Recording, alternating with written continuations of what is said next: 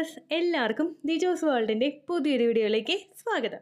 Bleeding നിന്നതിന് ശേഷം ഈ 4 mistakes നിങ്ങൾ കഴിവതും അവോയ്ഡ് ചെയ്യുക കേട്ടോ. കാരണം ഇത് നിങ്ങൾ തുടർച്ചയായിട്ട് ചെയ്യുന്നുണ്ടെങ്കിൽ നിങ്ങളുടെ എഗ്ഗിന്റെ ക്വാളിറ്റിയെ അത് അഫക്ട് ചെയ്യും.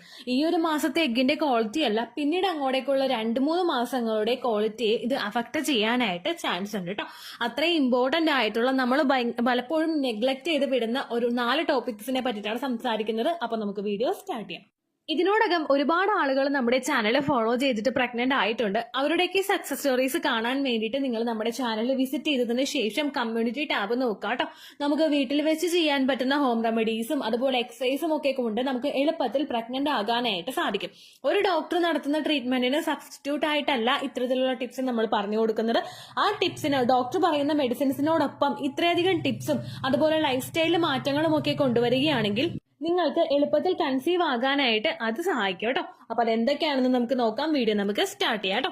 ഏറ്റവും ആദ്യത്തേത്, നിങ്ങൾ ഓവുലേഷൻ നടക്കുന്ന സമയത്താണെങ്കിലും അതിനടുപ്പിച്ചിട്ടുള്ള എഗ്ഗ് വളരുന്ന സമയത്താണെങ്കിലും കോഫി കണ്ടന്റ് അടങ്ങിയിട്ടുള്ള പ്രൊഡക്ട്സ് ഉപയോഗിക്കാതിരിക്കുക. കോഫി അല്ലെങ്കിൽ കഫെയിൻ അടങ്ങിയിട്ടുള്ള പ്രൊഡക്ട്സ് നിങ്ങൾ കൂടുതലായിട്ട് ഉപയോഗിക്കുന്നത് എഗ്ഗിന്റെ ക്വാളിറ്റിയെ തന്നെ അഫക്ട് ചെയ്യുന്നു. 300 ml എബോവ് നമ്മൾ ഉപയോഗിക്കാൻ പാടില്ല. അതാണ് എപ്പോഴും നോട്ട് ചെയ്യേണ്ടത്. നമ്മൾ വീട്ടിൽ ഉപയോഗിക്കുന്ന ഒരു ലാർജ് സൈസ് കപ്പ് ചിലപ്പോൾ ഒരു 250 ml അല്ലെങ്കിൽ ഒരു 200 ml ഒക്കെ ഉണ്ടാകും. ആ ഒരു കപ്പിൽ നിങ്ങൾ 2 നേരം കോഫി കുടിക്കുകയാണെങ്കിൽ, അത് തുടർച്ചയായിട്ട് കുടിക്കുകയാണെങ്കിൽ അത് ഫെർട്ടിലിറ്റിയെ അഫക്ട് ചെയ്യാനായിട്ട് ചാൻസ് ഉണ്ട് കേട്ടോ. കഫെയിൻ ഇൻടേക്ക് കൂടുതലായിട്ട് ശരീരത്തിൽ വരുന്നത് ഡയറക്ട്ലി അഫക്ട് ചെയ്യുന്നത് നമ്മുടെ ഫെർട്ടിലിറ്റിയാണ് കേട്ടോ. ഈ അത് കൂടുന്നതിന്റെ ഭാഗമായിട്ട് ഒരുപാട് കൂടുതലായിട്ട് ശരീരത്തിൽ എത്തിക്കഴിഞ്ഞു കഴിഞ്ഞാൽ അത് മിസ്കാരേജ് ഉണ്ടാകാനായിട്ടുള്ള ചാൻസസും ഇൻക്രീസ് ചെയ്യുന്നുണ്ട് കേട്ടോ. ഈ കഫെയിൻ എന്ന് പറയുന്ന ഒരു കണ്ടന്റ് ശരീരത്തിൽ എത്തുന്നത് കോഫിയിലൂടെ മാത്രമല്ല, ടീ ഉപയോഗിക്കുമ്പോൾ അതുപോലെ സോഫ്റ്റ് ഡ്രിങ്ക്സ്, ചോക്ലേറ്റ്, ഇങ്ങനെയുള്ള പല പ്രൊഡക്ട്സിലും കഫെയിന്റെ കണ്ടന്റ് അടങ്ങിയിട്ടുണ്ട്. അതുകൊണ്ട് ഇത് മാക്സിമം നിങ്ങൾ ഉപയോഗിക്കുന്നത് കുറയ്ക്കുക.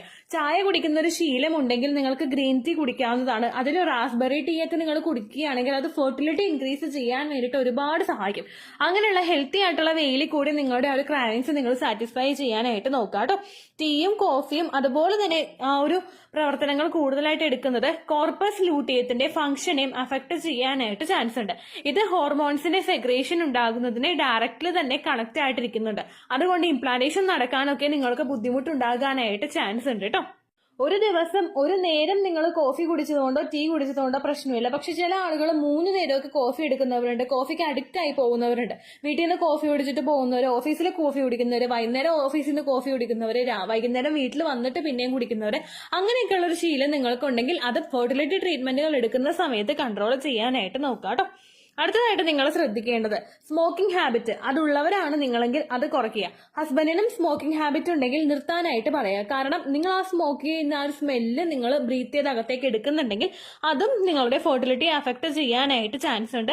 എഗ്ഗിന്റെ ക്വാളിറ്റി നല്ലതുപോലെ കുറയാനായിട്ട് ചാൻസ് ഉണ്ട്. അതുപോലെ തന്നെ പ്രഗ്നന്റ് ആയി കഴിഞ്ഞാൽ കുഞ്ഞിനെയും അത് അഫക്ട് ചെയ്യും. അതുപോലെ നിങ്ങളുടെ DNA ഡാമേജ് ആകുന്നതിനും മിസ്കാരേജ് ഉണ്ടാകുന്നതിനും കാരണമാകുന്നു.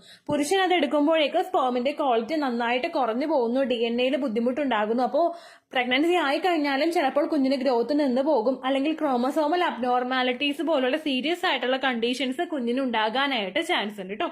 അടുത്തതായിട്ട് നിങ്ങൾ ശ്രദ്ധിക്കേണ്ടത് ഒരുപാട് വർക്കൗട്ട് ചെയ്യാതിരിക്കുക. ഒരുപാട് ആളുകളുണ്ട് പ്രഗ്നൻസി ആകാനായിട്ട് ട്രീറ്റ്മെന്റ് എടുത്ത് ഡോക്ടറെ കാണാനായിട്ട് പോകുമ്പോഴേക്കും ഡോക്ടർ വെയിറ്റ് റിഡ്യൂസ് ചെയ്യാനായിട്ട് പറയും. ആ റിഡ്യൂസ് ചെയ്യാൻ പറഞ്ഞു കഴിഞ്ഞാൽ പിന്നെ ഒരു വ്യഗ്രതയാണ്. എങ്ങനെയെങ്കിലും ഒരു 10 കിലോ അല്ലെങ്കിൽ ഒരു 8 കിലോ കുറയ്ക്കണമെന്ന് ഭയങ്കര ആഗ്രഹമാണ്. അടുപ്പിച്ചിട്ടുള്ള ഒരുപാട് ദിവസങ്ങളിൽ ടൂ മച്ച് ആയിട്ട് എക്സസൈസ് ചെയ്തുകൊണ്ടേയിരിക്കും. നമ്മുടെ ബോഡിയിൽ ഭൂരിഭാഗം എനർജിയും നമ്മൾ ഇതിന് വേണ്ടിയിട്ട് വേസ്റ്റ് ചെയ്യുകയാണെങ്കിൽ അത് നമ്മുടെ ബാക്കിയുള്ള ബോഡിയുടെ പ്രവർത്തനങ്ങൾ നടക്കാൻ വേണ്ടുന്ന എനർജി റിക്വയർമെന്റ്സിനെ ഡയറക്റ്റ് ആയിട്ട് അഫക്ട് ചെയ്യാനായിട്ട് ചാൻസ് ഉണ്ട് കേട്ടോ. അതുകൊണ്ട് ഒരിക്കലും ഹെവി വർക്കൗട്ട്സ് നമ്മൾ ചെയ്യാനായിട്ട് പാടില്ല.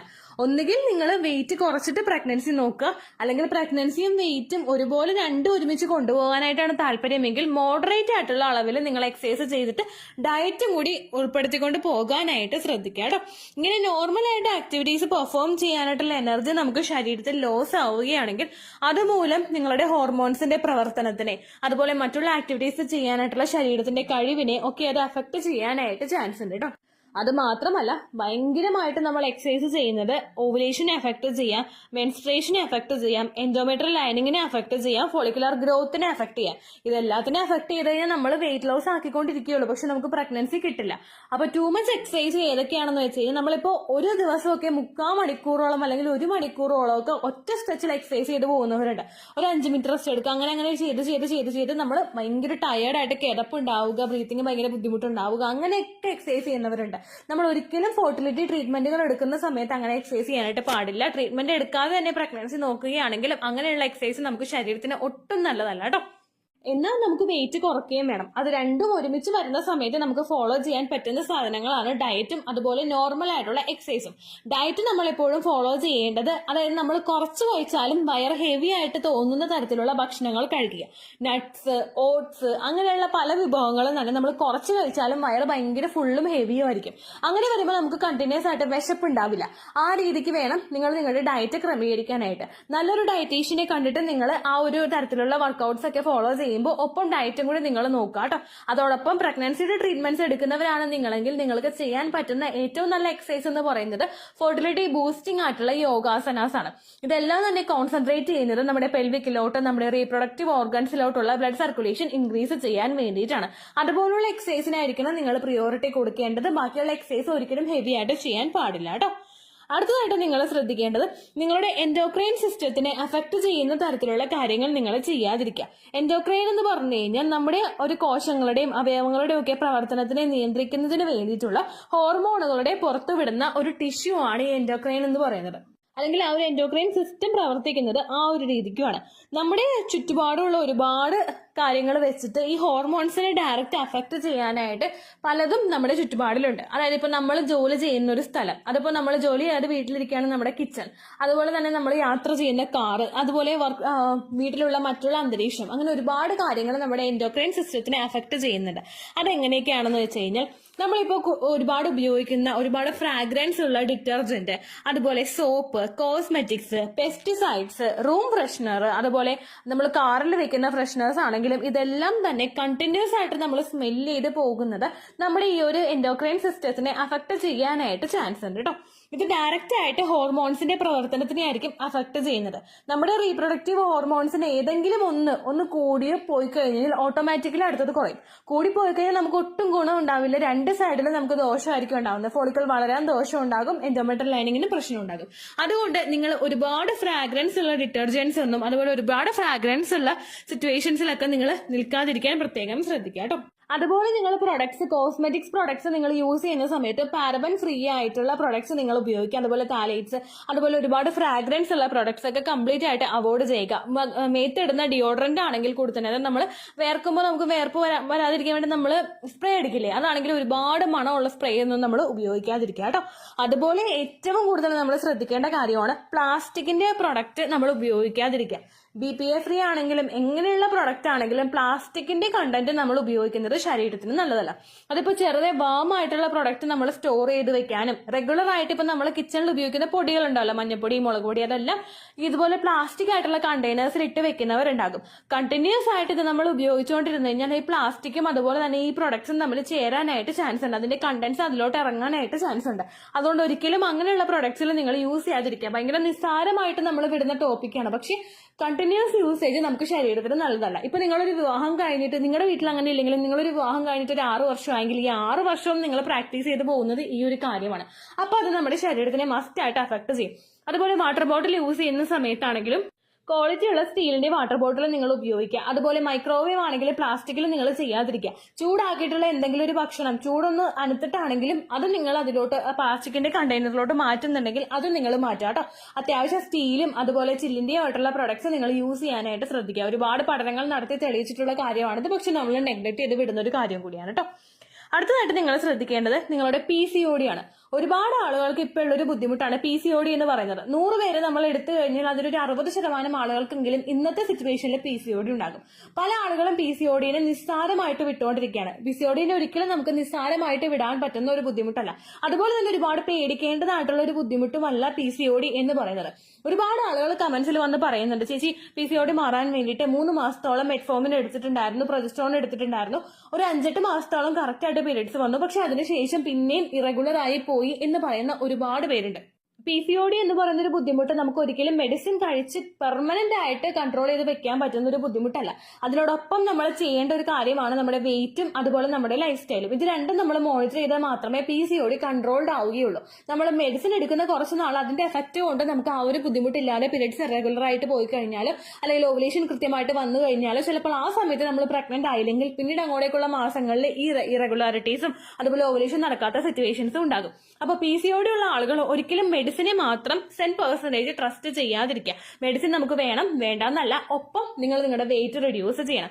വെയിറ്റ് റെഡ്യൂസ് ചെയ്യുക, നിങ്ങളുടെ ഏജിനും അതുപോലെ നിങ്ങളുടെ ഉയരത്തിനും അനുസരിച്ചിട്ടുള്ള വെയിറ്റ് എത്രയാണെന്ന് നെറ്റിൽ നിങ്ങൾ സെർച്ച് ചെയ്ത് കഴിഞ്ഞാൽ കിട്ടും. ഐഡിയൽ വെയിറ്റ് ചാർട്ട് നിങ്ങളുടെ KG അടിച്ച് നിങ്ങളുടെ വെയിറ്റ് എത്രയാണെന്ന് അടിച്ചു കൊടുത്താലും നിങ്ങളുടെ ഹൈറ്റ് അടിച്ചു കൊടുത്താലും ആ ഒരു വെയിറ്റ് നിങ്ങൾക്ക് എത്ര ലിമിറ്റിനകത്ത് വേണമെന്ന് കൃത്യമായിട്ട് കിട്ടും. ആ ലിമിറ്റിൽ തന്നെ നിങ്ങൾ നിങ്ങളുടെ വെയിറ്റ് മോണിറ്റർ ചെയ്ത് ആ ലിമിറ്റിലോട്ട് നിങ്ങൾ എത്തിക്കുക. അതിനേക്കാൾ 1-2 കിലോ കൂടിയാലും കുറഞ്ഞാലും പ്രശ്നമില്ല, പക്ഷെ ഡ്രാസ്റ്റിക് ആയിട്ടുള്ള ചേഞ്ച് നിങ്ങൾ കൊണ്ടുവരാതിരിക്കുക. അത് നിങ്ങൾ ഏറ്റവും ആദ്യം മോണിറ്റർ ചെയ്ത് കഴിഞ്ഞാൽ രണ്ടാമത് നിങ്ങൾ ശ്രദ്ധിക്കേണ്ടത് പാക്കറ്റിൽ വരുന്ന പ്രൊഡക്ട്സ് ഉപയോഗിക്കാതിരിക്കുക.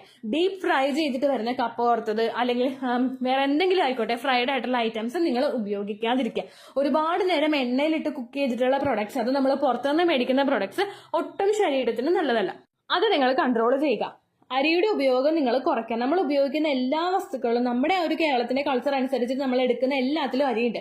പുട്ടിലുണ്ട്, ഇടിയപ്പത്തിലുണ്ട്, ഇഡലിയിലുണ്ട്, അപ്പത്തിലുണ്ട്, അങ്ങനെ എല്ലാത്തിലും അരിയുടെ കണ്ടന്റ് ഉണ്ട്. ആ ഭക്ഷണം നിങ്ങൾ കഴിച്ചാലും അതിന്റെ അളവ് നിങ്ങൾ കുറയ്ക്കുക. 4 ഇടിയപ്പം കഴിക്കുന്ന ആളാണ് നിങ്ങളെങ്കിൽ അത് 2 ആക്കി കുറയ്ക്കുക. അങ്ങനെ ചെയ്തിട്ട് നിങ്ങൾ കറിയുടെ അളവ് കൂട്ടാനായിട്ട് ശ്രദ്ധിക്കുക. റൈസും അതുപോലെ തന്നെ കൺട്രോൾ ചെയ്യുക. ഒപ്പം നിങ്ങൾ പുറത്തുനിന്ന് കഴിക്കുന്ന ഭക്ഷണങ്ങൾ, പുറത്ത് ഹോട്ടൽ ഫുഡ് കഴിക്കുന്നുണ്ടെങ്കിൽ അതിന്റെ അളവ് നിങ്ങൾ കുറയ്ക്കുക. 4 തവണ കഴിക്കുന്ന ആളുകൾ അത് 2 1 ആക്കിയോ ചുരുക്കാനായിട്ട് ശ്രദ്ധിക്കുക. ഇതെല്ലാം ചെയ്തു കഴിഞ്ഞാൽ നിങ്ങൾ ഒരു മെഡിസിനും എടുക്കേണ്ടാത്ത രീതിക്ക് തന്നെ PCOD കൺട്രോൾഡ് ആകും. വെയിറ്റ് ആ ലെവലിൽ എത്തിക്കഴിഞ്ഞാൽ നാച്ചുറലി നിങ്ങൾക്ക് ഓവുലേഷൻ ഉണ്ടാകും, ഓവുലേഷൻ സിംറ്റംസ് ഉണ്ടാവും കേട്ടോ. അതൊന്നും ശ്രദ്ധിക്കാതെ നമ്മൾ ഈ മിസ്റ്റേക്സ് ചെയ്തുകൊണ്ടിരിക്കുകയാണെങ്കിൽ പിന്നീട് അങ്ങോട്ടേക്ക് നമുക്ക് പ്രഗ്നന്റ് ആകാനായിട്ട് ബുദ്ധിമുട്ടുണ്ടാകും കേട്ടോ. അപ്പൊ ഇത്രയും കാര്യങ്ങൾ, ഈ 5 ടോപ്പിക്സ് നിങ്ങൾ കൃത്യമായിട്ട് മോണിറ്റർ ചെയ്യുക. അതിൽ നിങ്ങൾക്ക് കൊണ്ടുവരാൻ പറ്റുന്ന മാറ്റങ്ങൾ നിങ്ങൾ പ്രോപ്പർ ആയിട്ട് കൊണ്ടുവരിക കേട്ടോ. ഒപ്പം ഹെൽത്തി ആയിട്ടുള്ള ലൈഫ് സ്റ്റൈലും ഹെൽത്തി ആയിട്ടുള്ള ഫുഡും കഴിക്കാനായിട്ട് പ്രത്യേകം ശ്രദ്ധിക്കുക കേട്ടോ. ഇത്രയേ ഉള്ളൂ വീഡിയോ. യൂസ്ഫുൾ ആയി കാണുമെന്ന് വിശ്വസിക്കുന്നു. യൂസ്ഫുൾ ആവുന്നുണ്ടെങ്കിൽ ലൈക്ക് ചെയ്യുക, ഫ്രണ്ട്സിനൊക്കെ ഷെയർ ചെയ്ത് കൊടുക്കുക കേട്ടോ. എന്തെങ്കിലും സംശയം ഉണ്ടെങ്കിൽ നിങ്ങൾ കമന്റ്സിൽ ചോദിക്കുക. പണ്ടത്തെ വീഡിയോയ്ക്ക് കമന്റ്സ് ഇടുന്നവർക്ക് റിപ്ലൈ ലഭിക്കുന്നില്ലെങ്കിൽ ലേറ്റസ്റ്റ് ആയിട്ട് ഞാൻ ഏത് വീഡിയോ ആണ് അപ്ലോഡ് ചെയ്യുന്നത് അതിന് താഴെ കമന്റ് ഒന്ന് കോപ്പി പേസ്റ്റ് ചെയ്യാനായിട്ട് ശ്രദ്ധിക്കുക കേട്ടോ. അതുപോലെ ഓവുലേഷൻ ഡേറ്റ് കാൽക്കുലേറ്റ് ചെയ്ത് തരാനായിട്ട് റിക്വസ്റ്റ് ചെയ്യുന്ന ആളുകൾ എത്രയാണോ സൈക്കിൾ ലെങ്ത് അത് മെൻഷൻ ചെയ്യാനായിട്ട് ശ്രദ്ധിക്കുക. സൈക്കിൾ ലെങ്ത് എന്നതുകൊണ്ട് ഉദ്ദേശിച്ചത് ഓരോ മാസവും എത്ര ദിവസം കൂടുമ്പോഴാണോ ബ്ലീഡിങ് വരുന്നത് അതാണ് സൈക്കിൾ ലെങ്ത്.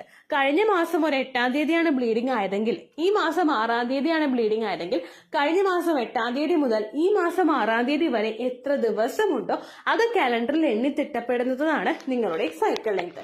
സൈക്കിൾ ലെങ്ത് നമ്മൾ കൃത്യമായിട്ട് കാൽക്കുലേറ്റ് ചെയ്യുകയാണെങ്കിൽ ഓവുലേഷൻ ഡേറ്റ് എളുപ്പത്തിൽ കണ്ടുപിടിക്കാൻ വേണ്ടിയിട്ട് ഒരുപാട് ആപ്ലിക്കേഷൻസും ഒരുപാട് ഓൺലൈൻ ആയിട്ടുള്ള വെബ്സൈറ്റുകളും ഇന്ന് നമുക്ക് അവൈലബിൾ ആണ്.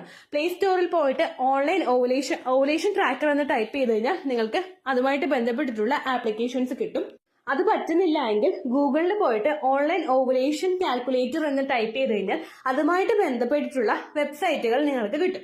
അതിൽ നിങ്ങളുടെ ലാസ്റ്റ് മന്തിലെ മെൻസ്ട്രേഷന്റെ ഡേറ്റും ഒപ്പം ഞാൻ ഈ പറഞ്ഞ രീതിക്ക് നിങ്ങൾ കാൽക്കുലേറ്റ് ചെയ്യുന്ന സൈക്കിൾ ലെങ്ത്തും എൻ്റർ ചെയ്ത് കൊടുക്കുകയാണെങ്കിൽ നിങ്ങൾക്ക് കൃത്യമായിട്ട് ഓവുലേഷൻ ഡേറ്റ് കണ്ടുപിടിക്കാനായിട്ട് സാധിക്കും.